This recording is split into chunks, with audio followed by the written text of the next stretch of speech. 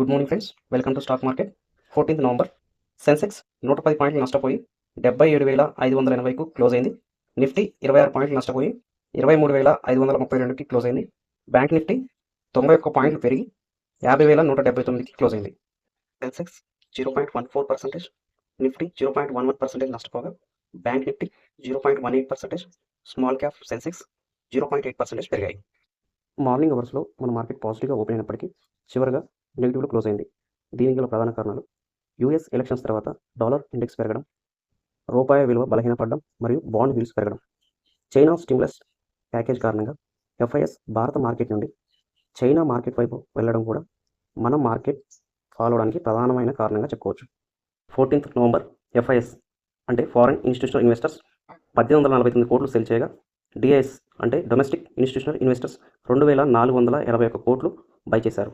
Net variation 631 కోట్లుగా ఉంది. Friends, ఈ డేటాను కనుక మీరు పరిశీలించినట్లయితే ఎఫ్ఐఎస్ యొక్క సెల్లింగ్ గత 3 రోజుల నుంచి గ్రాడ్యువల్గా తగ్గుతుంది. 12వ తారీఖు 3000 కోట్లు సెల్ చేయగా, 13వ తారీఖు 2500 కోట్లు సెల్ చేయగా, 14వ తారీఖు 1850 కోట్లు మాత్రమే సెల్ చేశారు. ఈ మంత్ 15వ తారీఖు వరకు ఎఫ్ఐఎస్ 29,500 కోట్లు సెల్ చేయగా, డిఐఎస్ 26,500 కోట్లు బై చేశారు. ఫ్రెండ్స్, ట్రంప్ గారు కార్పొరేట్ ట్యాక్స్ తగ్గించినా, టారిఫ్స్ పెంచినా వరల్డ్ వైడ్ ఇన్ఫ్లేషన్ పెరిగి డాలర్ స్ట్రాంగ్ అయ్యి రూపాయి విలువ అనేది పడిపోతుంది. అప్పుడు మన దేశంలో కూడా ఇన్ఫ్లేషన్ పెరగడం వల్ల ఆర్బీఐ వడ్డీ రేటు తగ్గించడం ఇంకా డిలే అవుతుంది. అప్పుడు మన స్టాక్ మార్కెట్పై ఇంకా ప్రెజర్ పడే అవకాశం ఉంది. ఫ్రెండ్స్, అందుకే మార్కెట్లు కొంచెం పెరిగినా కొన్ని రోజులు ఇన్వెస్ట్ చేయకుండా వెయిట్ చేయడం better. Next, electrical vehicles manufacturing చేసే ఓలా ఎలక్ట్రిక్ కంపెనీ మరోసారి సోషల్ మీడియాలో హాట్ టాపిక్గా మారింది.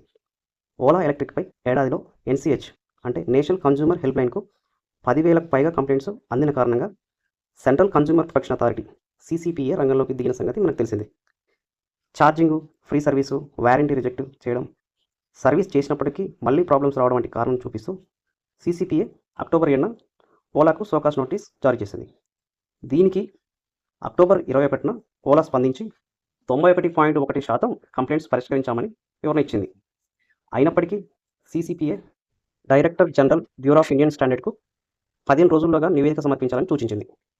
గురునానక్ జయంతి సందర్భంగా ఈరోజు మన మార్కెట్లకి హాలిడే.